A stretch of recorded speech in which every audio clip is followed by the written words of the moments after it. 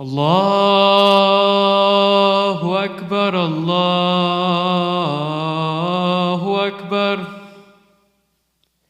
الله أكبر الله أكبر أشهد أن لا إله إلا الله أشهد أن لا إله إلا الله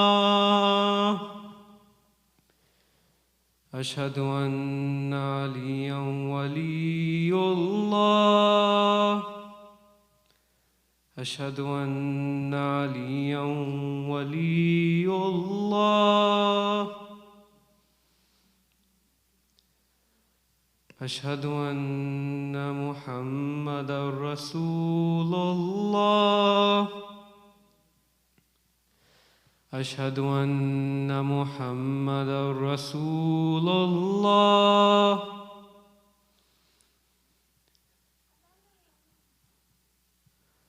أشهد أن عليا ولي الله أشهد أن عليا ولي الله هيا على الصلاة هيا على الصلاة هيا على الفلاح هيا على الفلاح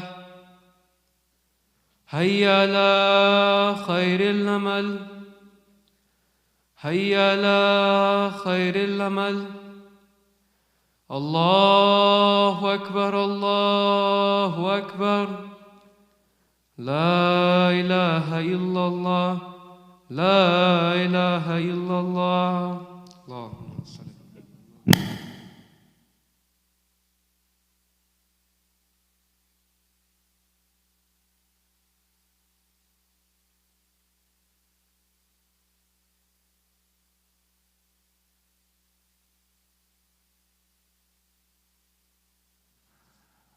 أعوذ بالله من الشيطان الرجيم بسم الله الرحمن الرحيم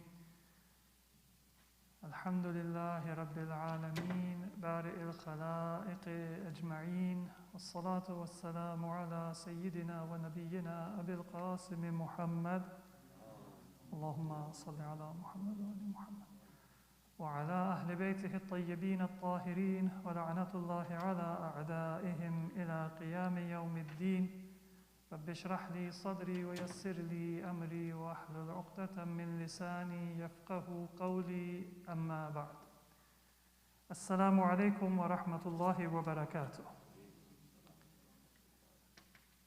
We have discussed in some detail the sayings and teachings of Ahlul Bayt rahimahussalatu wassalam regarding how to deal with our fellow believers, our fellow Muslims. Today I would like to look briefly at some of the teachings we have about how to deal with non-Muslims, people of the book, in particular Christians and Jews, and also people who are unbelievers and may not belong to the people of the book or those who have a scripture. One of the general principles about how to deal with non-Muslims is given to us in the Quran in Surah Al-Mumtahana. In Surah Al-Mumtahana, in verse number 8 and 9, Allah gives us a general framework. Sometimes people think that Muslims are not allowed to make friends with non-Muslims. That is not true. The Quran says explicitly that we should be just and we should be kind to people, even if they are not Muslims, but we should also be careful not to lose our identity and the self-respect and dignity that comes from our faith. And that is very briefly and very beautifully encapsulated in these two verses of Surah Al-Mumtahana, which I will read for you. Bismillahir Rahmanir Rahim. Allah says, لا ينهاكم الله عن الذين لم يقاتلوكم في الدين وَلَمْ يُخْرِجُوكُمْ مِنْ دِيَارِكُمْ أَنْ تَبَرُّوهُمْ وَتُقْسِطُوا إِلَيْهِمْ. Inna Allaha yuhibbul muqsitin. Allah does not forbid you from being kind and being friendly and having a relationship with those people who are not fighting you, لَمْ يُقَاتِلُوكُمْ وَلَمْ يُخْرِجُوكُمْ مِنْ دِيَارِكُمْ, and have not removed you from your homes. They did not oppress you, they are not fighting you. Allah doesn't prevent you أَن تَبَرُّوهُمْ وَتُقْسِطُوا إِلَيْهِمْ, from being kind to them, which is bir. Bir and ihsan, as you know, they are different ways of saying to do good. وَتُقْسِطُوا إِلَيْهِمْ, and to be just with them. So if there is the scope for bir, going beyond what is fair to be kind, then be kind. And even if, for whatever reason, there isn't the scope to go above the level of basic justice, to be amicable and kind and friendly, maybe because of your own reasons, maybe because the other person is not willing to be closer, then the baseline is qist.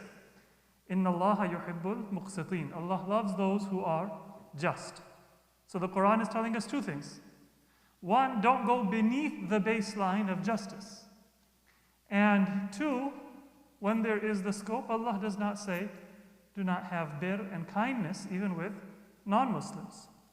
إنما ينهاكم الله عن الذين قاتلوكم في الدين وأخرجوكم من دياركم وظاهروا على إخراجكم أن تولوهم. The only people that Allah has prohibited us from having a good relationship with are those who are oppressors. And there the Quran doesn't say that I'm preventing you from being fair to them. This is also an important point. Sometimes when we have an enemy, then we just want to defeat them. We want to insult them. We want to put them down. We want to show them their place. And even very modern and civilized countries, when they dehumanize somebody or when they make an enemy of somebody, sometimes they do the most barbaric crimes against their enemies. The Quran says that if you have an enemy who has wronged you, then what Allah prohibits you from is أَن تَوَلَّوْهُمْ. Don't have a relationship of wilaya with them. Don't be close to them. But it doesn't say that you are allowed to be unjust or to dehumanize them. وَمَنْ يَتَوَلَّهُمْ فَأُولَٰئِكَ هُمُ الظَّالِمُونَ. If you then ignore the injustice and become like them, become close to them, that is dhul, that is an oppression. So these two verses, Surah Mumtahana, verse 8 and 9, they give us a framework. If someone is a non-Muslim, but they are not an enemy, they are not fighting us, they are not oppressing us, the Quran says be just, and that is the baseline. And where there is the possibility, then go above that baseline of justice and have bir and kindness with them. But if somebody is an enemy, then don't ignore that animosity. Some of you may have heard the Stockholm Syndrome, and that is something that many Muslims and many colonized people, they have been subject to, where they actually admire their oppressors and they become dependent on their oppressors. The Quran says to be aware of this and don't fall into that grave mistake. So when it comes to non-Muslims, we have explicit ahadith. In one hadith, our sixth Imam, Imam Ja'far as-Sadiq alayhi salatu wassalam, is reported to have said, "In jalasaka Yahudi fa-ahsin mujalasatah."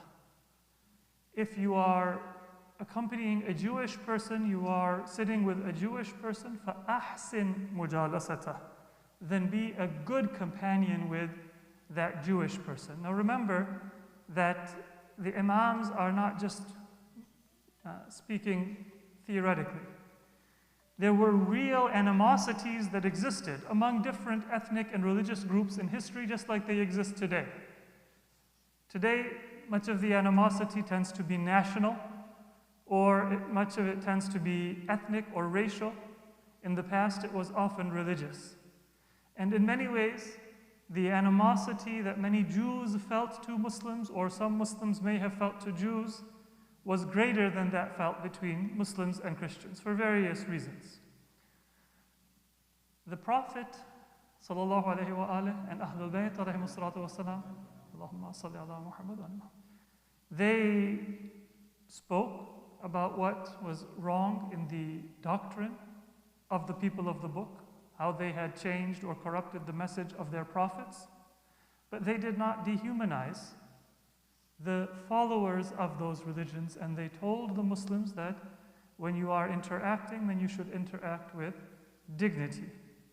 And the sixth Imam says that if you sit with a Jewish person, then the history of grievances that you may have, the prejudices that they may have against you or you may have against them, are all on one side. Ahsin mujalasata. Sit and interact in a good manner. That person may have a prejudice about Muslims, but after interacting with you, at least they shouldn't have reason to reinforce those prejudices.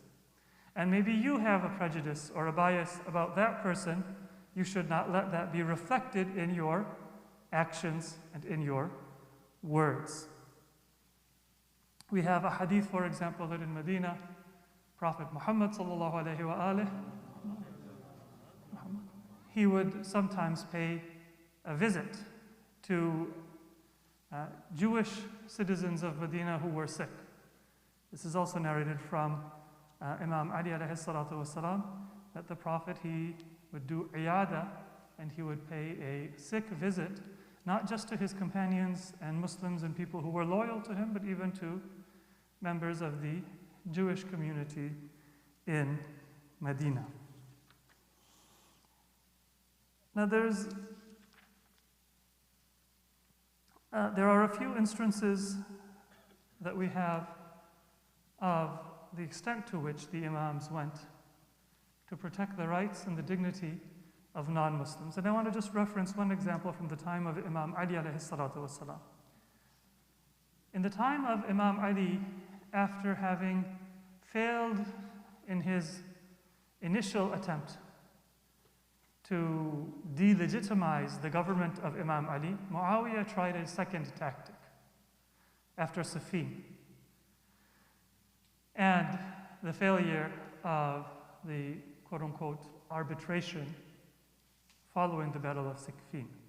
The strategy that Muawiyah used was to destabilize the towns and villages under Imam Ali's government. So he would send different small parties to villages, and at that time, many of these villages were unprotected, or they had just a small number of armed people who were also farmers and doing other things. So if there is an armed band of people, 50, 60 people who come in, then they can steal from people, they can wreak havoc, and they can leave before it's possible to stop them or to arrest them.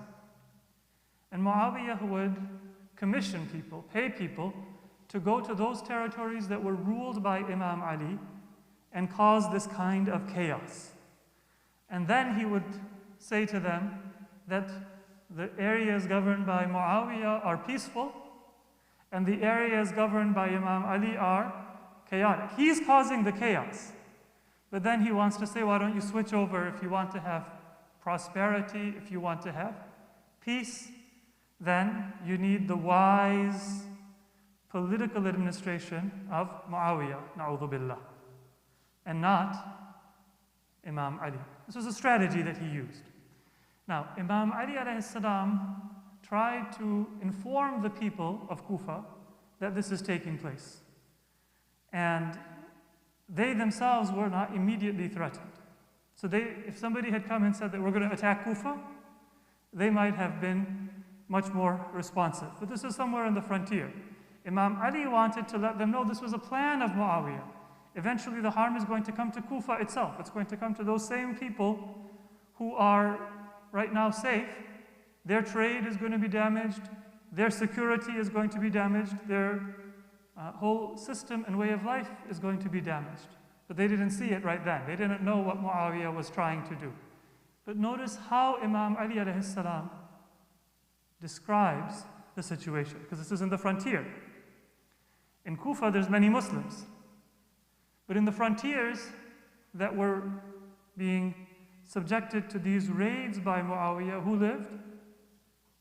Well, in many places, the majority of residents were non-Muslims, because Islam had just entered into Iraq and Syria and Mesopotamia. It was just within a few decades, less than one generation until Islam had entered. Many of the people were Christian. Many of the people followed their own ancestral religions. Imam Ali says, وَلَقَدْ بَلَغَنِي أَنَّ الرَّجُلَ مِنْهُمْ كَانَ يَدْخُلُ عَلَى الْمَرْأَةِ الْمُسْلِمَةِ وَالْأُخْرَى الْمُعَاهَدَةِ فَيَنْتَزِعُ حِجْلَهَا وَقُلُوبَهَا وَقَلَائِدَهَا وَرُعُثَهَا. So he says that Imam Ali alayhi salam is speaking, I have been informed that these raiders, these criminals, they come and they find a Muslim woman or a mu'ahada woman, a non-Muslim woman who is living under our state and under our protection. And they might steal her bracelet or her necklace or her jewelry or her personal possessions. And مَا تَمْتَنِعُ مِنْهُ إِلَّا بِالْإِسْتِرْجَاعِ وَالْإِسْتِرْحَامِ. And she has nothing to protect her except istirja', to say inna lillahi wa inna ilayhi raji'un, which is basically to say except to shed tears and beg, wal istirham, and seeking rahmah. There's no one there to protect and defend the honor of a Muslim lady or a Christian or a Jewish lady. And then Imam Ali, he says, فَلَوْ أَنَّ امْرَأً مُسْلِمًا مَاتَ مِنْ بَعْدِ هَذَا أَسَفًا مَا كَانَ بِهِ مَلُومًا. If you have honor as a Muslim, if a Muslim man were to hear this, that a non-Muslim woman is being robbed and doesn't have somebody to defend her, Imam Ali says if a Muslim man were to die of grief at this state of lawlessness, مَا كَانَ بِهِ مَلُومًا بَلْ كَانَ بِهِ عِنْدِي جَدِيرًا. Imam Ali would say, I would not blame that person, but I would praise that person. This is such a serious thing that just hearing about it, it should affect you such that it might even cause a person to die. It's that grave a crime. So this is the extent to which Imam Ali wanted to emphasize that protecting the honor, yes, of a Muslim woman, but even of a non-Muslim woman should be important for a believer. And these are the teachings we have from Ahlul Bayt alayhimus salatu wassalam. I'll mention one other example from our sixth Imam, Imam Ja'far as-Sadiq alayhis salatu wassalam.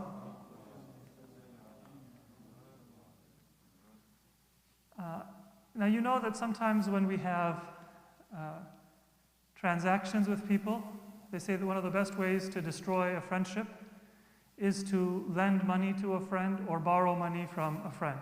It's human nature that then if I lend money to somebody, then I think, how come they're eating out in a restaurant every so often? If they have money, how come they can't pay me back? And if I borrow money from somebody, then I might say, how come they're asking me to pay them back? You know, they seem to be doing well, and they don't need this money, and they're just being harsh to me. And so sometimes it brings misunderstandings. One of the companions of our sixth Imam, he said that I had a ghareem, a person who either owed me money or to whom I owed money. Ghareem can mean both things, but usually it's somebody to whom you owe money, who was a non-Muslim, who was Majusi, a Zoroastrian, presumably. And Imam Sadiq alayhi salatu wasalam asked me, مَا فَعَلَ غَرِيبُكَ? What happened to that person? You know, what is going on with your loan, for example? And he said that when I answered, I insulted that person. And this is human nature. First of all, it's not a Muslim, so you look down on that person if you're a prejudiced person. Second of all, you have maybe a business transaction that has gone sour, and so you have another reason to look down on that person. He said, I insulted the person. فَنَظَرَ إِلَيَّ أَبُو عَبْدِ اللَّهِ نَظَرًا شَدِيدًا.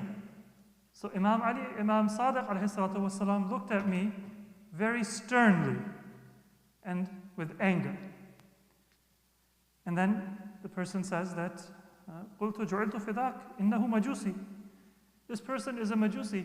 They don't have a sense of honor. Now, there are certain marriages in other religions that may be permitted that we as Muslims find not just prohibited but reprehensible. Like sometimes there would be marriages even within the close family that an aunt, for example, somebody might marry their aunt or even a more close relative. So for a Muslim, this is not just something haram, but it's also disgusting. Imagine, for example, how in this country people might say that to eat pork is perfectly natural and acceptable, but to eat dog or cat is gross. From our perspective, they might be equally gross, but one culturally is accepted, one is regarded as gross. So from a Muslim perspective, these things are haram, and they are also disgusting. And the person said, well, oh Imam, these are the kinds of people they are. I have a personal grudge against him. It was well enough known that the Imam is asking the person, but he's a Majusi, and in our example, we would say, but they don't even know how to keep themselves tahir. They don't even have a basic sense of hygiene. They don't even have a basic sense of honor or chastity. Something like that. And then Imam Ja'far Sadiq alayhi salatu wasalam says, أَوَلَيْسَ ذَلِكَ فِي دِينِهِمْ نِكَاحٌ? Imam says, in their religion and in their culture, is that not a valid relationship, a valid marriage? Yes, we consider it to be haram because it is haram. We consider it to be disgusting because it is against the teachings of Allah and it is against the fitrah. But that doesn't mean that they know this or that they are deliberately doing something that is haram. So even for something this serious, Imam Ja'far Sadiq alayhi salatu wasalam, he's not justifying that practice. He's not saying everything is relative. Relative to us, it's bad, but relative to them, it's okay. We're right in our way, they're right in their way. No. But Imam Ja'far Sadiq alayhi salatu wasalam is saying that you cannot look down on somebody and insult somebody who is a Zoroastrian or a follower of other religions, even if they have this practice that you find reprehensible and that is perhaps haram and reprehensible. It's not an excuse to become arrogant and self-righteous or to look down on others. And according to narrations, Imam Ja'far Sadiq alayhi salatu wasalam, he used to cut off contact with people who would speak demeaningly even about non-Muslims.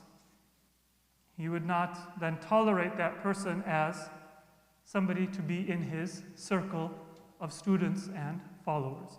So these are a few of the teachings that we have from Ahlul Bayt alayhimus salatu wassalam.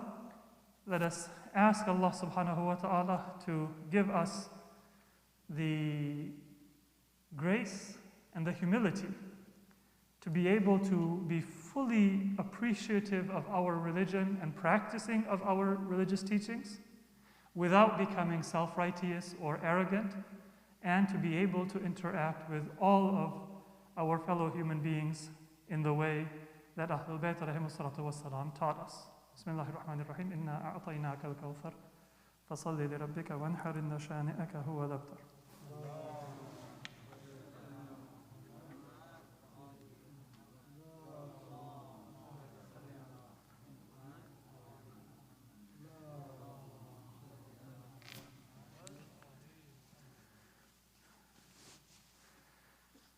بسم الله الرحمن الرحيم الحمد لله رب العالمين والصلاة والسلام على سيدنا ونبينا أبي القاسم محمد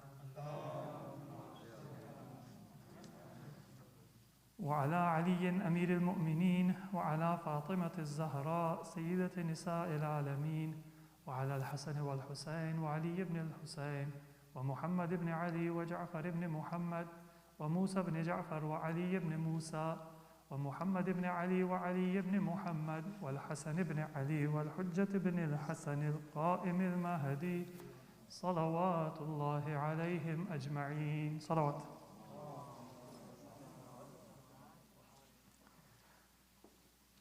After praising Allah subhanahu wa ta'ala and seeking His forgiveness for my shortcomings and for the shortcomings of all of us present and all mu'mineen, in addition to the message that we should be open and kind and in particular just to all people, Muslim and non-Muslim, we also do have some reminders from Islam that we should be on guard when we are dealing with non-Muslims.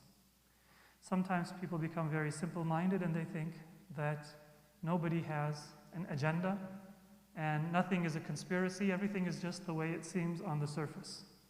And that is not true either. I gave the example of Muawiyah's policies. You will find that Muawiyah's policies are still practiced today. Economic blockades, sanctions against innocent people for food and medicine, the attempt to portray certain dictators as reformers and certain democracies as dictatorships, all of these are tricks that are right out of the book of Muawiyah. And they were used in history, they were used before his time, and they are used even in our time. So be aware that sometimes a non-Muslim who comes to you as a friend is not truly a friend. And we have to be not cynical or suspicious, but also not naive and simple-minded. The Quran mentions, for example, Ya ayyuhalladhina amanu la tattakhidul yahuda wan nasara awliya. Don't take the Jews and the Christians as your awliya. Awliya does not mean that you cannot be friendly with them. Earlier we have said the Quran says that you can do birr and kindness and you must be just with everyone. Awliya means a closer kind of a relationship of protection and being a confidant and kind of being influenced by each other. That closeness, that should be on the basis of Iman, because it's going to influence us even subconsciously. Similarly, the Quran says, وَلَن تَرْضَى عَنْكَ الْيَهُودُ وَلَا النَّصَارَ حَتَّى تَتَّبِعَ مِلَّتَهُمْ. Don't think that the animosity that people have to Islam is because you have done something wrong. Yes, we might have many faults, and we should be honest, and we should fix those faults. But the animosity that people have is not only because of our faults, it is also because they wish to make sure that we are not able to have our religious and our social independence. And this is another factor, I'm just mentioning it and passing on and not talking about it in detail. Be aware and be careful and on guard, especially when dealing with non-Muslim cultural and institutional influences. Don't assume that everybody who seems friendly is truly a friend. And many verses of the Quran, they remind us to be on guard. One final example that I can give from Surah Ali Imran, وَقَالَ الطَّائِفَةُ مِنْ أَهْلِ الْكِتَابِ آمِنُوا بِالَّذِي أُنزِلَ عَلَى الَّذِينَ آمَنُوا وَجْهَ النَّهَارِ وَاكْفُرُوا آخِرَهُ لَعَلَّهُمْ يَرْجِعُونَ. In the time of the Prophet, sometimes people would come and say, we're Muslim, in the beginning of the day. Then at the end of the day, they will say, no, we're not Muslim anymore. And then they would go and tell their friends, we tried Islam, there's nothing there. And then many Muslims might say, well, wait a minute, if they were not impressed, maybe there's nothing good in this religion, maybe we were fooled. But this was a plan from the beginning as a form of propaganda. Become a believer, claim that you've tried it and there's nothing worthwhile, and then leave the religion to bring bad publicity to Islam. So don't think that everybody is like this. The Quran says there are some Christians or Jews that if you give them a whole mound of gold, then they will not steal anything from it. And there are others that if you just give them a little bit, they'll steal it at the first opportunity. Don't stereotype and don't generalize, but be aware. And don't be naive. And that is the summary of how Islam wants us to deal with non-Muslims, with justice always, with kindness to the extent that it is possible, but to be on guard and not to be influenced by un-Islamic practices or assume that everyone is a friend or sincere or has our best interests at heart. May Allah subhanahu wa ta'ala grant us the tawfiq to make friends, to spread a message of friendship and peace, but to be on guard against being influenced by practices that are contrary to our interests and contrary to our religion. And may Allah grant us the tawfiq and the protection to be safe from all of those harms. Bismillahir Rahmanir Rahim. Inna Allah ya'muru bil adli wal ihsani wa ita'i dhil qurba wa yanha 'anil fahsha'i wal munkari wal baghi ya'idhukum la'allakum tadhakkarun. Sallu ala Muhammad wa ali Muhammad.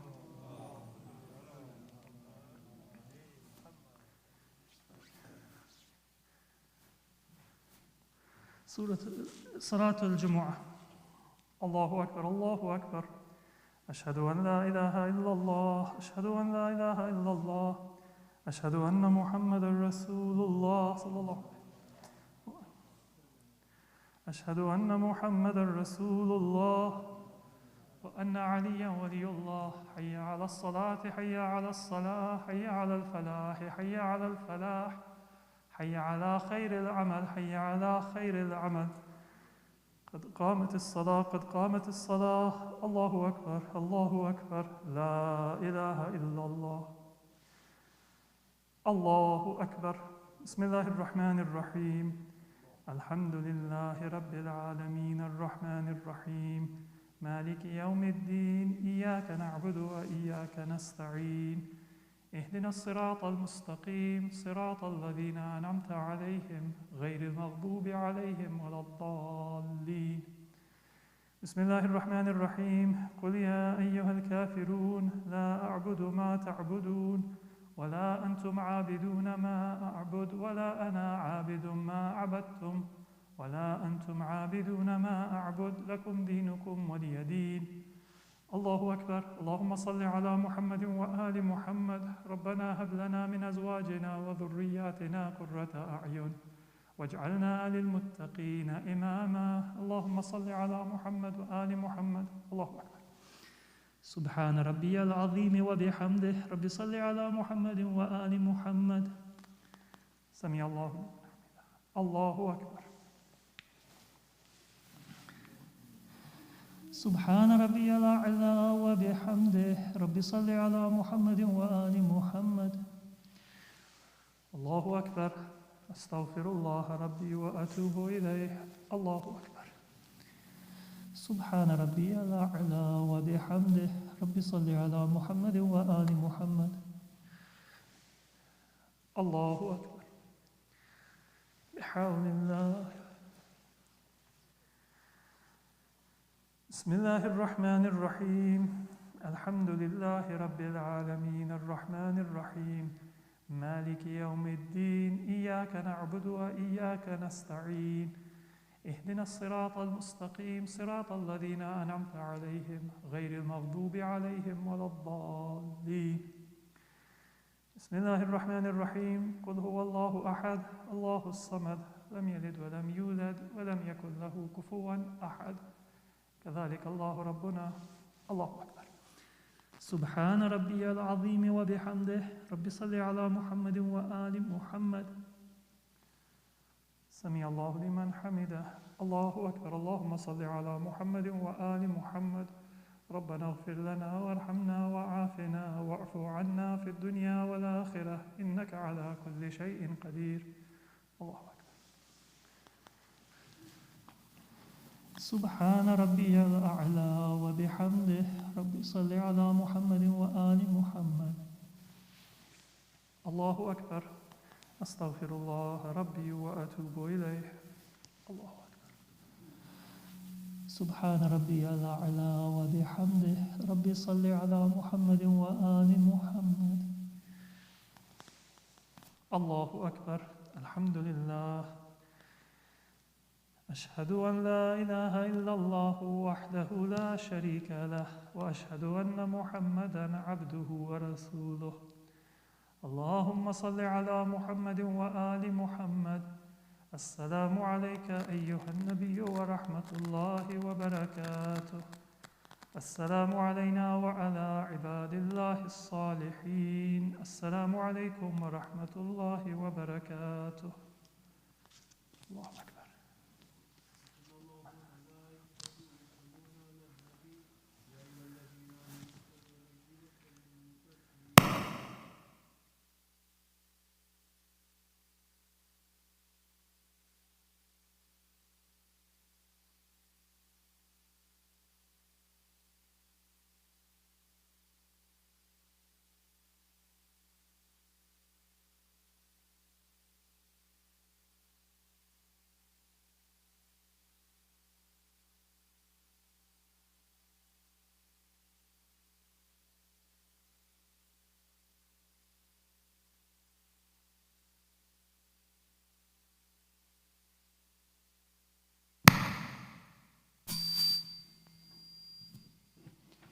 أعوذ بالله من الشيطان الرجيم بسم الله الرحمن الرحيم يا ذا الجلال والإكرام يا ذا النعماء والجود يا ذا المن والطول حرم شيبتي على النار اللهم أحدني من عندك وأفض علي من فضلك وانشر علي من رحمتك وأنزل علي من بركاتك إلهي هذه صلاتي صليتها لا لحاجة منك عليها ولا رغبة منك فيها إلا تعظيما وطاعة وإجابة لك إلى ما أمرتني به إلهي إن كان فيها خلل أو نقص من نيتها أو قيامها أو قراءتها وركوعها أو سجودها فلا تواخذني وتفضل علي بالقبول والغفران برحمتك يا أرحم الراحمين اللهم صل على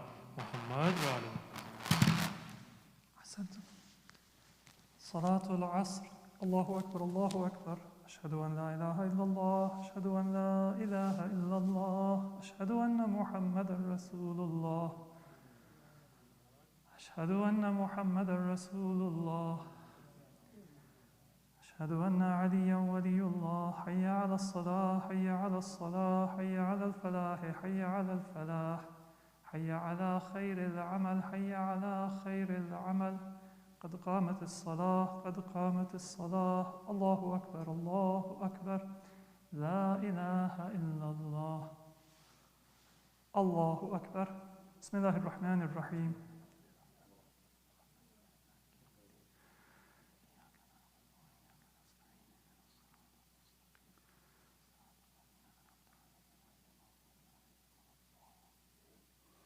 بسم الله الرحمن الرحيم.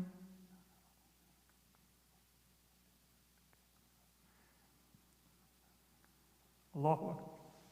سبحان ربي العظيم وبحمده. رب صل على محمد وآل محمد. سمع الله لمن حمده. الله أكبر. سبحان ربي الأعلى وبحمده. رب صل على محمد وآل محمد. الله أكبر. أستغفر الله ربي وأتوب إليه. الله أكبر. سبحان ربي الأعلى وبحمده. رب صل على محمد وآل محمد. الله أكبر. بحول الله. بسم الله الرحمن الرحيم.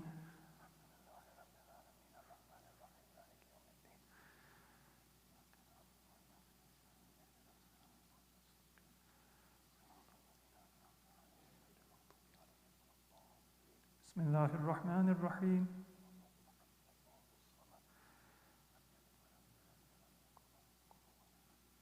الله أكبر. اللهم صل على محمد وآل محمد. ربنا اغفر لي ولوالدي وللمؤمنين يوم يقوم الحساب. ربنا آتنا في الدنيا حسنة وفي الآخرة حسنة وقنا عذاب النار. اللهم صل على محمد وآل محمد. الله أكبر. سبحان ربي العظيم وبحمده. رب صل على محمد وآل محمد. سمع الله لمن حمده. الله أكبر. سبحان ربي الأعلى وبحمده. رب صل على محمد وآل محمد. الله أكبر. أستغفر الله ربي وأتوب إليه. الله أكبر. سبحان ربي الأعلى وبحمده. رب صل على محمد وآل محمد. الله أكبر. الحمد لله. أشهد أن لا إله إلا الله وحده لا شريك له، وأشهد أن محمدا عبده ورسوله. اللهم صل على محمد وآل محمد. بحول الله. سبحان الله والحمد لله ولا إله إلا الله.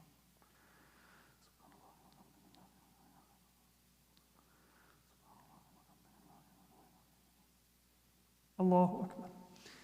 سبحان ربي العظيم وبحمده. رب صل على محمد وآل محمد. سمع الله لمن حمده. الله أكبر.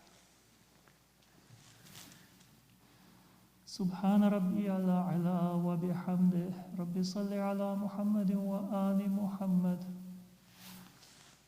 الله أكبر. أستغفر الله ربي وأتوب إليه. الله أكبر. سبحان ربي الأعلى وبحمده. رب صل على محمد وآل محمد. الله أكبر. بحول الله.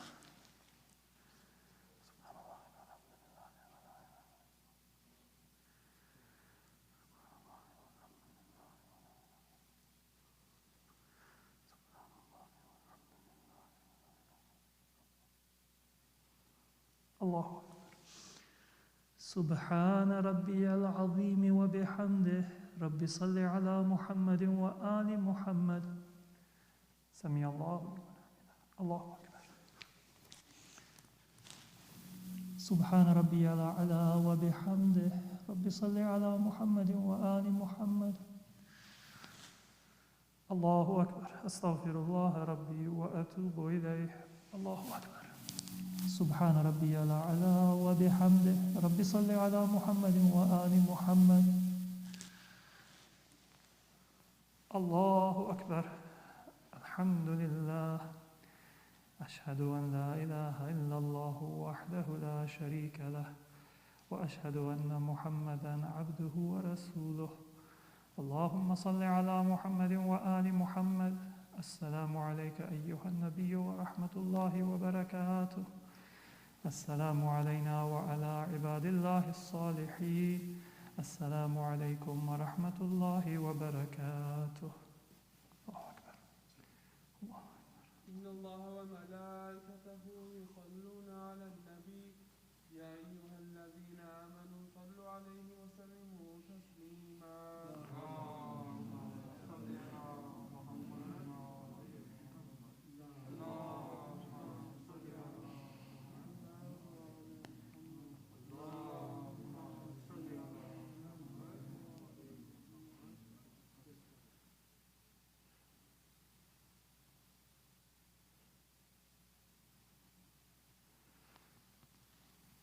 اللهم صل على محمد وآل محمد.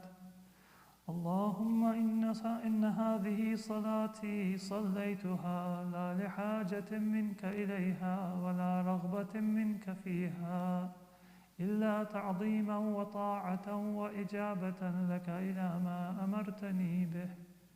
إلهي إن كان فيها خلل أو نقص من ركوعها أو سجودها فلا تؤاخذني، وتفضل علي بالقبول والغفران. سبحان من لا يعتدي على أهل مملكته، سبحان من لا يأخذ أهل الأرض بألوان العذاب، سبحان الرؤوف الرحيم. اللهم اجعل لي في قلبي نورا وبصرا وفهما وعلما، إنك على كل شيء قدير. اللهم صل على محمد.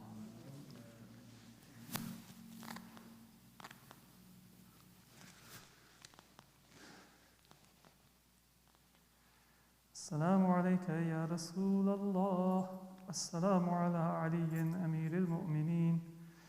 السلام على فاطمة الزهراء سيدة نساء العالمين. السلام على الحسن والحسين سيدي شباب أهل الجنة. السلام على الأئمة المعصومين من ذرية الحسين. السلام عليكم جميعا ورحمة الله وبركاته.